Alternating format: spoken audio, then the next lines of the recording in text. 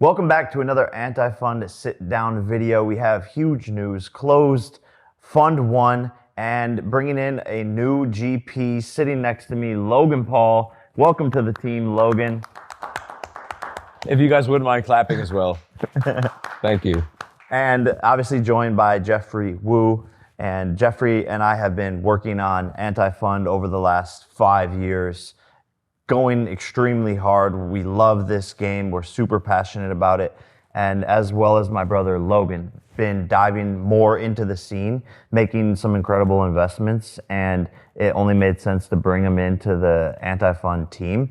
And we're excited to announce the close of our oversubscribed fund. We've been working very hard at that. Big accomplishment. And we're going to be diving into quickly just what we're focused on, our thesis, some companies that we've invested in, what the future looks like for us, and where we're headed. I think the biggest news is Logan joining as a GP. We can clap again. I come from a Silicon Valley tech background, and oftentimes you see in our world, you want to back people that are at the top of their field in any of their domains. And one thing that I've observed in all the rooms that I've been a part of is that at the very highest level, all the people across domains are all from very different industries, but all the best at what they do. And I think that is something that we've increasingly seen with the Anti-Fund platform with all our businesses. One, I think both Jake and Logan, it's easy to say, hey, professional boxer, WWE wrestler. But think about it. You guys have literally built companies, brands, the brands of yourselves, larger than the enterprise values of literally 99% of startups. So in terms of entrepreneurial training and background, you guys can be very strong investors and mentors for the next generation of young founders. So that's why I'm personally excited to have you amplify and turbocharge our investing platform. That's the idea. Yeah. I have always thought that what you and Jake have built with Anti-Fund was brilliant. I'm a big branding and marketing guy and have used that skill set that I've built over the past 10 years to create some pretty notable companies. The fastest beverage company to get $1 billion in sales. That's right, Prime Hydration, the fastest growing beverage company in history. And then we pivoted and partnered with Mr. Beast for Lunchly, which is a better for you lunch kit rivaling Lunchables. And it didn't really happen by accident. With social media, we have learned to speak the language of the internet. And a lot of consumers and a lot of the audience is online. And as that branding and marketing guy who is figuring out the best way to tell the stories of those brands, which is what captivates people and it's why they buy your product. Also, you have to have a good product, but I have loved the brand that is Anti-Fund. I identify with your thesis as a rebel, as the maverick. I like the idea that you guys are going against the grain. And I think as tech and investment Twitter has also realized, your track record is now speaking for itself. Yeah. I've always thought that this brand had legs, and now some of the investments you guys have made are just incredible. And I don't think anyone expects you, Jake Paul, as a professional boxer who looks like that, to have such an amazing investment or track record under his belt. I think what people have a misconception about is the passion of me being in this industry since I was 17 years old, going out to Silicon Valley with Corey Levy, really as like his first Z fellow, going to all the biggest companies, meeting with founders, being so inspired, seeing other billionaires, seeing startups from ground zero working out of a garage, and being enthralled with this idea that these people are building the future, and really embedding myself into those communities since 17, 18 years old, creating my first startup in Team 10, which became the world's biggest media team in terms of social media and a group, and revolutionized content houses, the content game, etc. But have always been in this world, and that's why I love it so much, and it's shaping the future. And that's actually when I met Jeff Wu. He turned down an investment in Team 10. No way. Which turned out to be a good idea. That the company failed, but we learned more from our failures, correct? So we've been, embedded into this world and obsessed with this world for so long, and now really sinking the teeth in more. And I think the track record speaks for itself. And I think our hard work has like proven and shown more than like any of the talking that we do about things. Surely. And maybe just to even list out some of the investments from OpenAI, Anduril, Physical Intelligence, Ramp, Cognition. These are the premier companies that are changing how each of us live and how the entire world is living and how to interact with society. So, and those are just like the ones that are known. And there's all the people that are, coming out of the top technical schools, Stanford, MIT, Harvard, that are building right now that we're supporting. So you might wonder, why does Sam Altman, why do these great entrepreneurs, Eric Glyman, why do they spend time with us behind the scenes? And I think the entire world is realizing there's a convergence of culture and technology. We grew up on the internet, and the internet is the way we all communicate and relate to each other. So just as important it is to build technology, it's increasingly important to communicate the benefits of the technology to everyday consumers. And I think that is the specific angle that is missing with Sand Hill Road and Wall Street. It's a lot of financial engineering, or a lot of just, Series A, Series B, Series C, and marking up the portfolio. But underlying all of that, behind making the money, it's actually building products and services that all of us can use. And I think that's where the top founders realize that we're cutting the same cloth as them. I don't see ourselves as financiers and, guys in suits, although we're suiting up today. We're really fellow entrepreneurs building and trying to change culture and technology ourselves. I think that is what works for us. And I also think that the Antifund brand, I think Jake gets credit for naming the venture firm, it's that we have a strong belief that the best founders are rebels and pirates themselves, right? If you're gonna change the world and make $1 billion and now $1 trillion companies, you have to be anti what has been done in the past. So in some sense, we're a clarion call for, we are the next generation of Americans. We want to back the next generation of American innovation. That's what we're 100% focused on doing and accomplishing together. And credit to Logan disrupting the whole WWE, disrupting the sports beverage space, the food space, the podcast space, me disrupting boxing, sports gaming, the men's care space, et cetera, and being able to relate to the founders who are actually do it. I think that was one of the coolest moments, was all of us sitting, consulting the Sora team for months and months on calls in person, because Logan and I understand social media as our bread and butter, and there was so much insight to give to these teams and the expertise and all these little nuances of us like being in the trenches of, from Vine to Facebook to being the first creators to make Snapchats. The knowledge there that we were able to give them, I think, was like extremely beneficial in the help of and launch of their app. Well, and credit to OpenAI for having those conversations with us. They're sending us designs of the logo. And they're like, which one should we use? I'm like, dude. I mean, I have my opinion as a social media guy, but it proved itself to work. Because their relationship with you, Jake, and you were crazy enough to grant them your likeness, universal likeness for anyone on the Sora app to use, helped them generate over, 1 billion impressions for their app within the first 2 weeks because of their relationship with you. How long? For 6 days. 6 days. Yeah. Dude, that's crazy. And I think that's what we believe in with Antifund, is that capital is a commodity. I think capital is everywhere. I think dumb money is in a lot of places as well. But I think attention is scarce, and all of these companies at the end of the day have a product, and every product needs attention and marketing. And I think that's where we love to provide value and give our companies love and shout them out and just help in any way we can, even behind the scenes in consulting. And to me, that's always been super fun, especially when there's a massive success like Sora.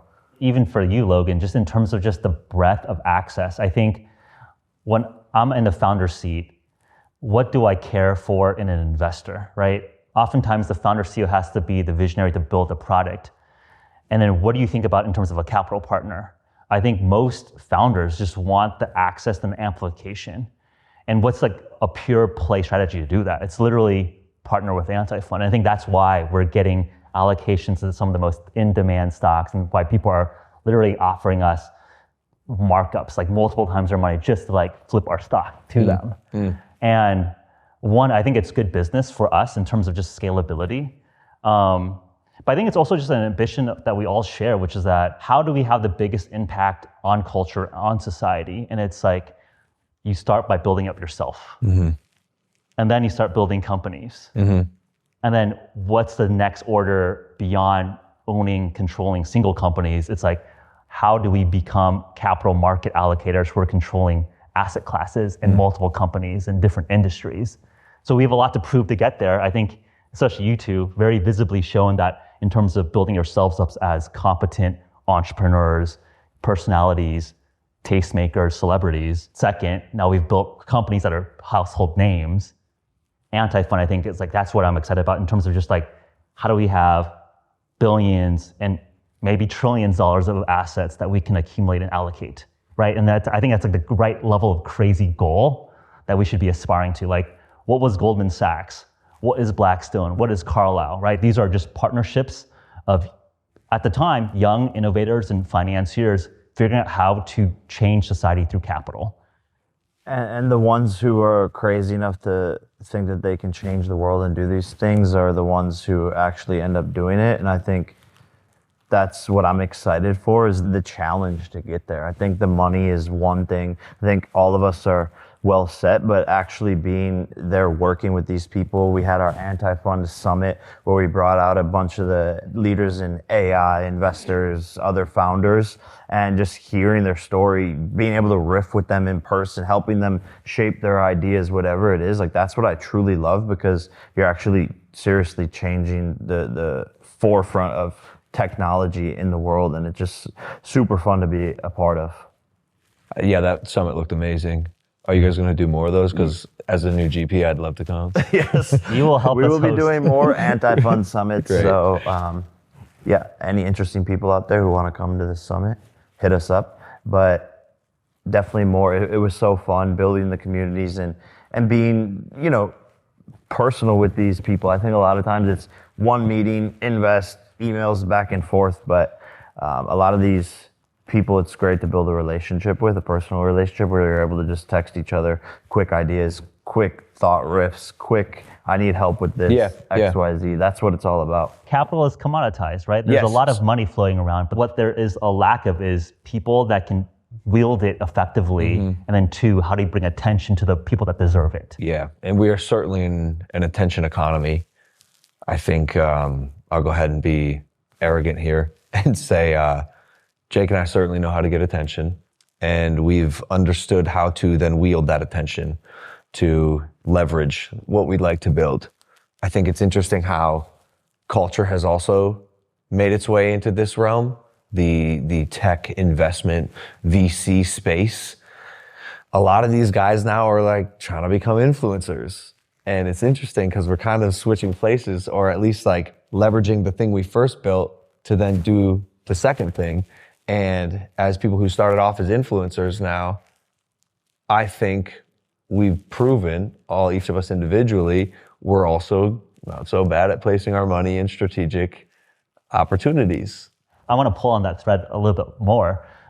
You see Bill Ackman, a multi-billionaire hedge fund owner, right? He's like a Twitter star. Yeah, may I meet you? Yeah.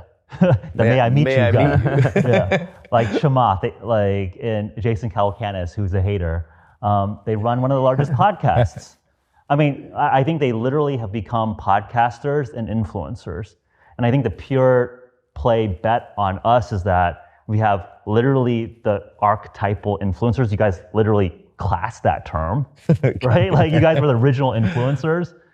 And I'm betting on us that we can outcompete investors who are trying to be influencers, and we can become better pure play investors than people that are billionaires. And I think it might be arrogant, but I like that challenge. I think it's gonna be fun. Who is the guy who said on the podcast? The Jake Logan. Yeah, the 20 VC. They were like the Jake Logan. Listen, buddy, this is the call out. we will have more money AUM than you will in a short amount of time with a better IRR. Stamp it, dog. Whatever your name is. Boom. 20 VC. I feel like we should get his name. We could just get it in the group chat, no? Look. I'll do a voiceover of his name. No, because this is His name is Jason Lemkin. Here's the clip. Everyone each year wants to be a seed investor even more. Everyone, Jake Paul, Jake Logan, whatever, which are the Jakes. It's not just the chain smokers anymore and Jared Leto. It's everybody is playing at the hot seat startup level. That's one footballer. Yeah, everyone's in. So Saquon Barkley, I think he was referring to. But it is funny. If you just apply the same formula we've used in YouTube and now boxing, I definitely think we should be punching up and calling out some players in the space as challengers. Yeah, no, I feel like there's threatened, right? Like I think Saquon and his team are great investors. I think Mantis, Alex Paul, the Chainsmokers are doing great investments, right? Like you don't call out people that aren't doing well, right? Like And he said everyone's in, then proceeded to list 4 names. So it's like people think of the celebrity funds or whatever, and there's really not that many, and there's even a smaller amount that are competing at the highest level. Yeah. I'm curious, Logan, in terms of your interest areas, in terms of tech, robotics, frontier, what are things that you want to see exist in this world, right? Like I think part of venture capital, and I think Jake puts this really well, it's a venture is a dangerous and risky mission, right? And we're here to make money together, but also part of that adventure is to make things that are really hard to actualize in the world real. Yeah. I think that's like one of the coolest parts of what we get to do is we get to fund and back things that we want to see exist. Yep. I think that's an amazing part of the thesis. The generic, more cliche part of the answer would be that I like to invest in things that I think will impact the world positively, or at least impact parts of the world that I'm interested in. I'm a collector, invested in Whatnot as their Series A, and Collectors, which owns PSA, and those have proven to be fruitful. I'm also big on AI. I think artificial intelligence is gonna change a lot of parts of the world. Some bad, but I think mostly good. And I'd like to empower that part of artificial intelligence. I also think robotics are going to be huge. I've made a couple of strategic robotic investments, and I think we are approaching, this is like the idealistic view, but I think we're approaching a world where more people can live with peace of mind. I think that's what I'd like to believe. And companies that ultimately help humanity achieve that goal, I would like to place my money there. Yeah. Those are all just massive markets that I think are exciting. And I think to your point, it's very early innings. And I think that's where people with influence, with taste, need to be a part of defining the culture that we're all going to be a part of. And I think that's also a reason why the top technical founders want to partner with us. Because again, it's like, if you're just super nerds in the corner in Silicon Valley, you're leaving 99% of Americans and the rest of the world behind. And the capitalist part of me is like, yes, we need to serve products and services for 100% of people. It's one, good for the entire world and all of humanity, but it's also good for business. As the new guy, what does the future look like for Anti-Fund and scaling up? Yeah, I mean, there's so much that we're working on right now. And I think the interesting thing with being accredited investors and managing outside capital, right? There's actually some like regulatory stuff that we need to be more and more thoughtful of as we scale. But trust that in terms of the size of deals and investments and the different platforms that we're spinning up, I know that we're heading to San Francisco in a couple of weeks and very, very excited about that to just really make a huge splash in Silicon Valley. So I think what you can expect from us is more strategic partnerships and investments, and then 2, more dry powder to partner with the greatest entrepreneurs that are in our generation. Yeah, I think more touch points in critical business areas, ramping up meetings going into 2026, more summits where we can bring more people together and again, build those those communities and relationships with the future founders and best founders that are currently out there today. And I think it's exciting that you're here to make more content, continue to push our brand out there for people to come to us and to be the ones that they think of when they're wanting to raise money and to bring attention to their companies, bring marketing value, bring Jeff's expertise. And I think that's where we're differentiated and providing a ton of value. And I'm excited to continue to put our narrative out there to the world, and partly what this video is as well. Excellent. Happy to be a part of the team. Anti-Fund 1, Anti-Fund 2, we're going big. There you go. Excellent. Lots to come. All right, welcome, Logan. Thank you guys. Welcome to the team. Thank you so much. Hey, I love you, man. Love you, man. Yeah, you're great. Thanks.